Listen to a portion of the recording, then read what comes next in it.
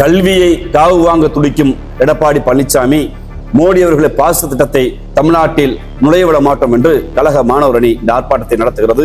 அவர்கள் சொல்லுக்கு ஆடுகிற ஒரு தலையாட்டி பொம்மை போல் தொடர்ந்து ஒரு வன்மமான கருத்தை கோவையில் எடப்பாடி பழனிசாமி பேசிவிட்டு சென்றிருக்கிறார். நடிகர் வடிவேல் சொல்வது மாதிரி புது ரூட்ல போய் நான் அப்படிலாம் சொல்லுங்க தப்பா எடுத்துக்கிட்டாங்கன்னு ஏதோ பேசுகிறார்.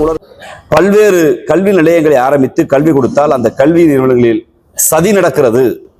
இது சதி என்று ஒரு மத கலவர புத்தியில் RSS மத கலவர புத்தியில் தன் மூளைக்குள் ஏற்றி கொண்டு, இல்லை என்றால் அவர்கள் சொல்லுக்கு ஆடுகிற ஒரு தலையாட்டி பொம்மை போல் தொடர்ந்து ஒரு வன்மமான கருத்தை கோவையில் எடப்பாடி பழனிசாமி பேசிவிட்டு சென்றிருக்கிறார். கூட்டணி சேர்ந்த அடுத்த வாரத்திலேயே இந்து சமய அறநிலைத்துறை கல்வி வழங்கலாமா என்று எப்பாடுபட்டாவது கடனை உடனே வாங்கி நம்ம பிள்ளைகளை படிக்க வைப்போம் என்கிற தமிழர் பண்பாட்டில் ஒரு விஷமத்தனத்தை தூக்கி எறிந்திருக்கிறார் மரியாதைக்கு எடப்பாடி பழனிசாமி அவர்கள்.